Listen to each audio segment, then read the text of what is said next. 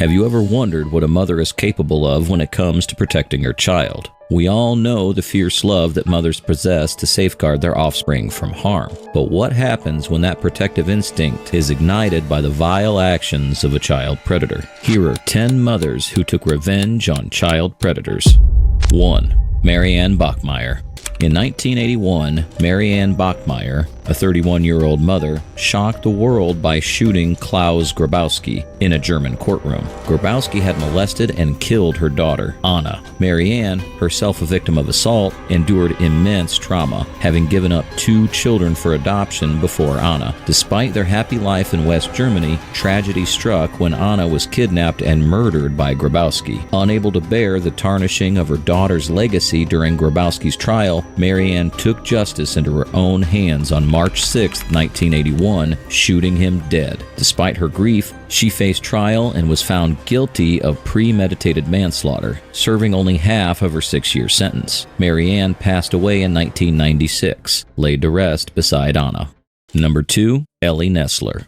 On April 2, 1993, ELLIE NESLER confronted Daniel Mark Driver in a courtroom because he had molested her son, Willie. Out of desperation, ELLIE ended up shooting Driver several times in the head and neck. ELLIE NESLER grew up in a poor family in Jamestown, California. She met Bill NESLER, a gold miner and crop duster, and they moved to Liberia for a while. They returned to Tuolumne County when there was a civil war. Back in Tuolumne County, ELLIE struggled financially and relied on welfare checks. Her son, Willie, went to a summer camp where the driver worked, and later, Willie told his family about the bad things the driver had done to him.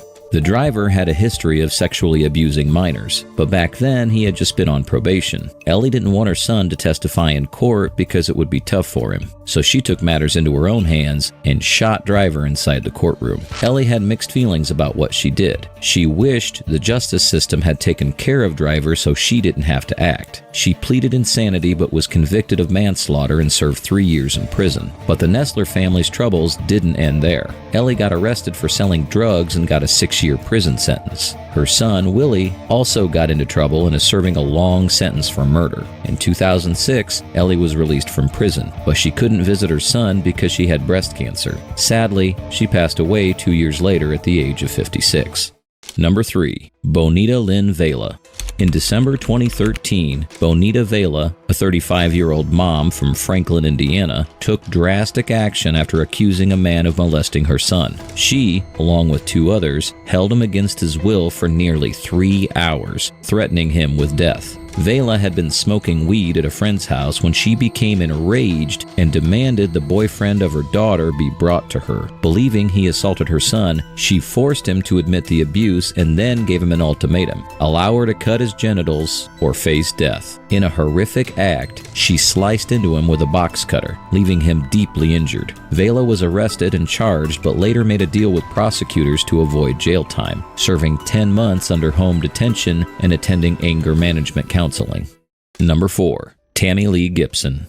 On June 16, 2008, Tammy Lee Gibson, a mother from Tacoma, Washington, took matters into her own hands when she confronted her neighbor, a sex offender named William Baldwin. After learning about Baldwin's presence in the neighborhood through police flyers, Gibson felt a surge of anger and decided to confront him. Armed with an aluminum baseball bat, she sought out Baldwin, intending to protect her children and the neighborhood kids. When she found Baldwin, Gibson unleashed her fury, beating him with the bat and injuring him. Though she later admitted that Baldwin hadn't harmed her children, she couldn't tolerate his proximity, especially knowing his history. Despite being hailed as a hero by some neighbors, Gibson faced legal repercussions. While her actions were fueled by a desire to protect her community, authorities saw it differently. Gibson was charged with assault and harassment, eventually pleading guilty to a reduced charge and serving 3 months in jail.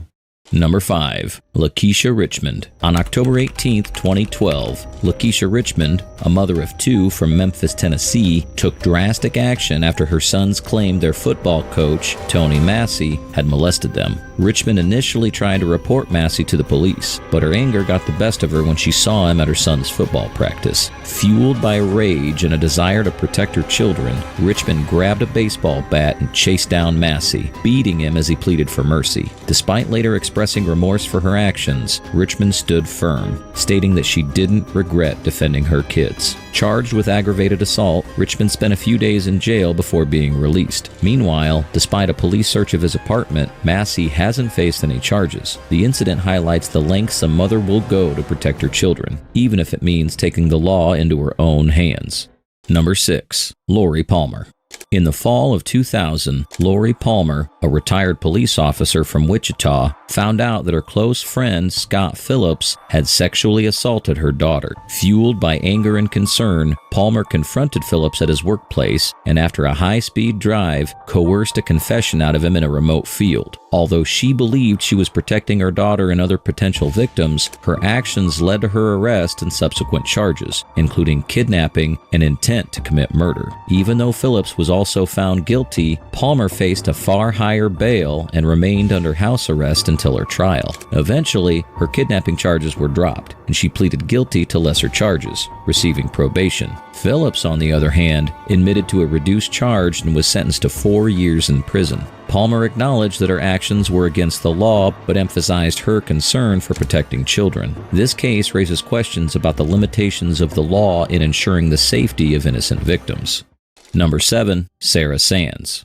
This is the story of Sarah Sands, a 32-year-old woman who took a drastic and tragic action. After learning that her sons had been sexually abused by their 77-year-old neighbor, Michael Pad, she couldn't bear the thought of him hurting anyone else. Pad was a convicted pedophile who had changed his name to hide his past. Sarah, who had trusted him as a father figure, decided to confront him. But in a heated moment, fueled by anger and under the influence of alcohol, she ended up stabbing him 8 times, leading to his death. Sarah immediately called the police and confessed her actions. At trial, she explained that she had hoped Pad would admit to his crimes, sparing his victims from a painful court process. However, he dismissed her pleas and mocked the boys. Overwhelmed, Sarah snapped and took a life. She was initially given a manslaughter charge due to her loss of control. However, the Court of Appeal later deemed her sentence too lenient and increased it to 7.5 years in prison. Sarah, now released, is advocating for stricter rules on sex offenders changing their names. Her actions were driven by a mother's instinct to protect her son, even though she never imagined herself capable of such violence.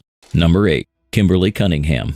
In October 2003, Kimberly Cunningham's life was shattered when she discovered that her friend and sister's husband, Coy Hunley, had harmed 2 of her children. Fueled by anger and a mother's instinct, Kimberly confronted Hunley, leading to a tragic and fatal encounter. Earlier that August, Kimberly learned about her son's alleged molestation by Hunley's eldest son. Threatened by Hunley when she reported it, Kimberly vandalized his son's car. Unbeknownst to her, her daughter Amanda was also suffering in silence. Amanda, once an excellent student, became withdrawn and distressed. Confiding in her mother, she revealed the full extent of Hunley's abuse. Kimberly made a decision. Hunley had to face consequences. On October 7, 2003, Kimberly confronted Hunley in his workplace parking lot. Hoping for denial, she faced his laughter. Overwhelmed by rage, she shot him multiple times before calmly leaving. 45 minutes later, she turned herself in. In October 2005, Kimberly was acquitted of second-degree murder, but convicted of voluntary manslaughter. Initially sentenced to 4 years, her term was later reduced to 6 months on appeal. Kimberly's actions arose from love and a fierce need to protect her children, forever changing her life's trajectory.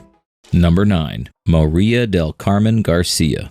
On June 13, 2005, Maria del Carmen Garcia had a regular day in Spain until she ran into the man who harmed her daughter. He audaciously asked about her daughter, leaving Garcia speechless and angry. That night, she made a decision that would shock everyone. It all started on October 17, 1998, when Garcia's neighbor, Antonio Cosme, violently abducted her daughter Veronica at knife point and subjected her to a horrifying assault in a nearby forest. 2 years later, Cosme was sentenced to 9 years in prison. When Garcia encountered Cosme again, she decided to take matters into her own hands. She changed her plans, grabbed matches and a bottle, and went to a gas pump. Filled with fuel, she headed towards Cosme, ignoring any suspicion from onlookers. She sprayed gasoline on his head, shouting a chilling message. Then she threw a match at him, watching him burn in flames while everyone watched in disbelief. Garcia fled the scene but was arrested later that night. Sadly, a week after the incident, Antonio Cosme succumbed to severe burns covering 60% of his body. Maria was charged with murder, but her defense pleaded temporary insanity. Despite the plea, she received a 9.5-year prison sentence from the provincial court, which was later reduced to 5.5 years on appeal by the Supreme Court.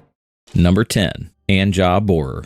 In August 2004, something extraordinary happened in a place called Kasturnagar, India. A man named Akku Yadav, known for being a brutal gangster, rapist, and serial killer, was about to face the consequences of his actions. But this time, it wasn't the police or the authorities who would bring him to justice. It was the people he had terrorized for years, especially the women. For a long time, Yadav had made life miserable for the people in Kasturnagar. The fear was so intense that kids stopped going to school and women were afraid to leave their homes. But among them was ANJAB BORAR, a mother who had lost her daughter to Yadav's cruelty. She, along with hundreds of other women, decided they had had enough. They marched to the courthouse where Yadav was on trial, armed with determination and a desire for justice. Yadav, confident and unrepentant, didn't know what was coming. As the women stormed into the courtroom, armed with knives, stones, and chili powder, Yadav's laughter turned to fear. In a swift and powerful act of unity, the women unleashed their rage upon him. Yadav, who had caused so much pain and suffering, was overwhelmed by the sheer force of their rage. In the end, he paid the ultimate price for his crimes. Despite facing consequences for their actions, including arrests and protests, the women stood strong. They knew they had done what was needed to be done to protect their community from a man who had brought so much harm. Years later, the case against these brave women, including ANJAB BORAR, was dismissed due to the lack of evidence. However, their courage and determination will always be remembered as a powerful example of what can happen when people come together to fight for what's right. As we reflect on these extraordinary tales of maternal courage and determination, one question echoes in our minds. What would you do to protect your child? These mothers had faced unimaginable trials and tribulations, yet their love and resilience prevailed against all odds. Their stories serve as a reminder that in the face of evil, even the most ordinary individuals can become extraordinary heroes.